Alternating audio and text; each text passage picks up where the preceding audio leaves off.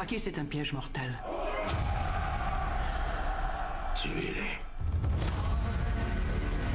C'est une extermination en règle. La nouvelle adaptation de Dune a été présentée aujourd'hui en première mondiale à la Mostra de Venise. Le réalisateur québécois Denis Villeneuve travaillait sur ce film depuis 4 ans, mais il en rêvait depuis son adolescence lorsqu'il a lu pour la première fois le roman de Frank Herbert. Le défi était grand, les attentes étaient très élevées et si on se fie aux premières critiques, le défi a été très bien relevé. J'ai joint tout à l'heure Louis-Philippe Ouimet, envoyé spécial à Venise. Bonsoir, Louis-Philippe, depuis Venise. Bonsoir, Anne-Marie. Je pense que, juste à vous voir, que vous avez passé une très belle journée à la fois comme lecteur, comme cinéphile, évidemment comme journaliste. Oui, et je connais un réalisateur aussi qui a passé une belle journée et qui va se coucher heureux, ou peut-être qu'il ne se couchera pas du tout pour faire la fête, Denis Villeneuve. Parce que derrière moi, là, c'est le calme après la tempête. Parce que quelques heures à peine, ici à la Mostra de Venise, il y avait un grand tapis rouge avec la distribution étincelante du film Dune et de son réalisateur, Denis Villeneuve.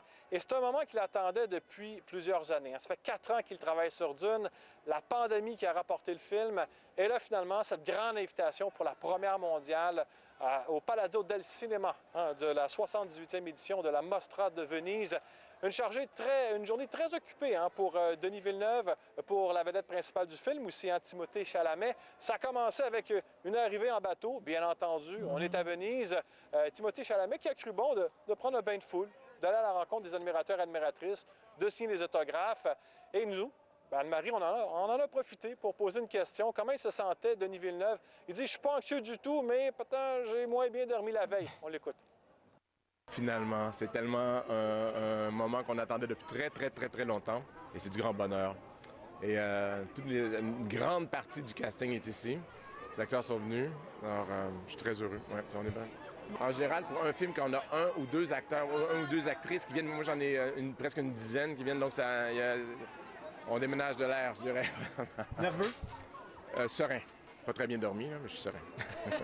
Alors, les attentes étaient très grandes. Louis-Philippe, quels sont les échos maintenant? Oui.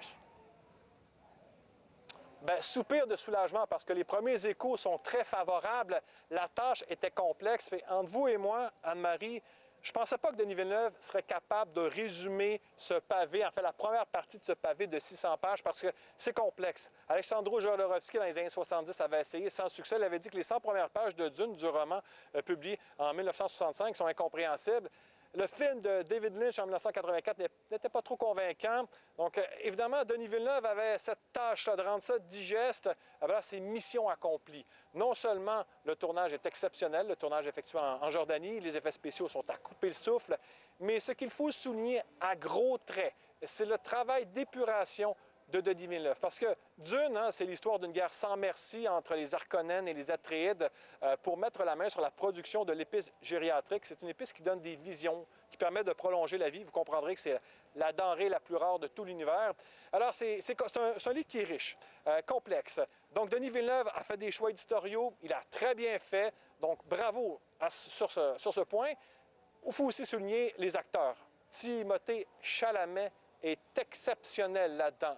Vraiment, la scène du Gomme Jabbar est très convaincante. Évidemment, en conférence de presse, on a parlé de la symbiose entre les acteurs-actrices et le réalisateur Denis Villeneuve. J'étais le seul journaliste sur place à poser une question en français et je me suis fait répondre dans la langue de Molière par Denis Villeneuve et par sa vedette principale. On l'écoute. Souvent, dans les films ou les adaptations sci-fi, on essaie d'ajouter tellement d'éléments et tellement de trucs qui sont intéressants. Et là, j'avais l'impression que Denis voulait l'opposé, que l'environnement était vrai et qu'il voulait les personnages and their behavior d'être vrais aussi.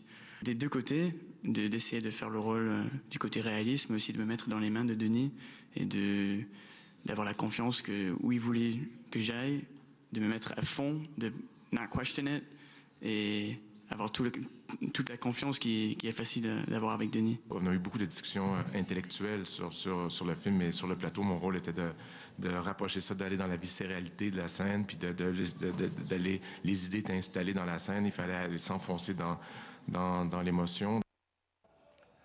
Un film prend réellement vie lorsqu'il est présenté devant le public, donc c'est le début de l'aventure pour Dune.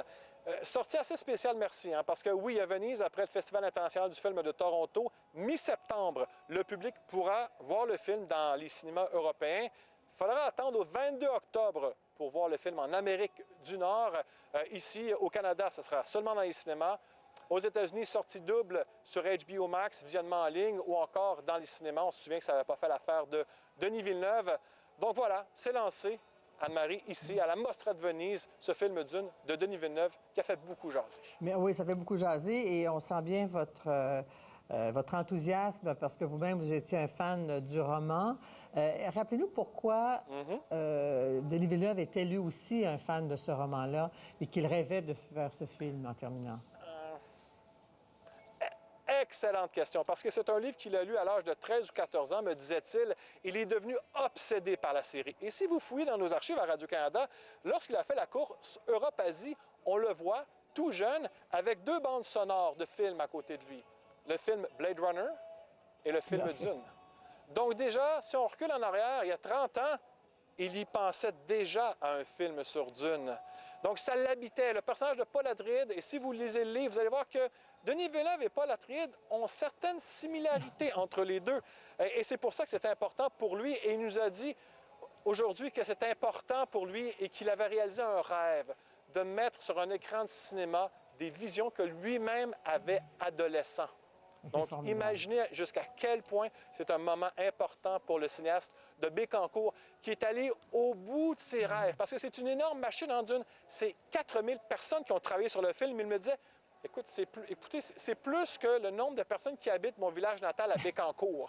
Donc, c'était une tâche colossale que de tout mettre ça en place.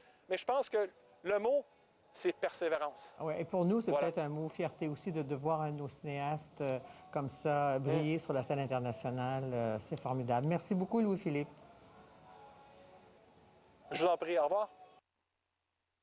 Et sans doute une fierté pour sa famille et pour son village.